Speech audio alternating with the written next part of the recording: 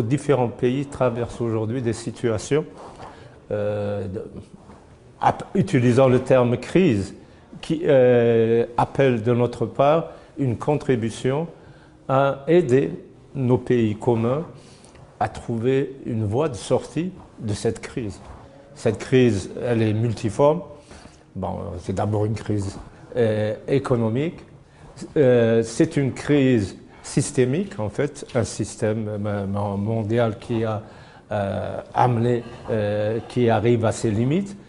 C'est aussi une crise environnementale, puisque nous voyons un peu tous les faits de notre modèle de consommation jusqu'à ce jour, de notre vision du développement qui fait en sorte que la planète aujourd'hui ne peut pas accepter que nous puissions continuer dans ce sens-là.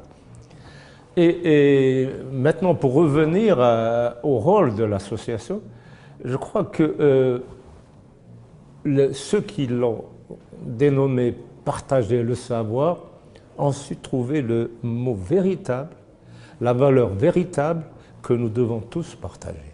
À savoir, comment partager le savoir d'abord, mais partager aussi toutes les autres ressources qui vont devenir rares. Et nous devons réunir un peu tous nos efforts pour faire en sorte que ceux qui, aujourd'hui, ont contribué à un gaspillage qui menace la planète, et ceux qui ont été écartés de ce développement puissent, d'un commun accord, trouver l'équilibre qui permette à l'ensemble de pouvoir continuer à vivre ensemble et de pouvoir respecter un développement équitable entre l'ensemble des pays, d'abord de notre région, qui est aujourd'hui la Méditerranée, puisque c'est un peu cela qui nous réunit aujourd'hui. Et on s'aperçoit que la Méditerranée reste, je dirais, un point charnière entre l'Europe, l'Afrique et le Proche-Orient. Donc c'est un peu ça, l'importance de la représentation aujourd'hui que nous trouvons dans cette conférence et qui explique aussi pourquoi je suis venu. Et ceci m'amène à aborder le point plus spécifique donc, de nos attentes de l'association Partager le savoir.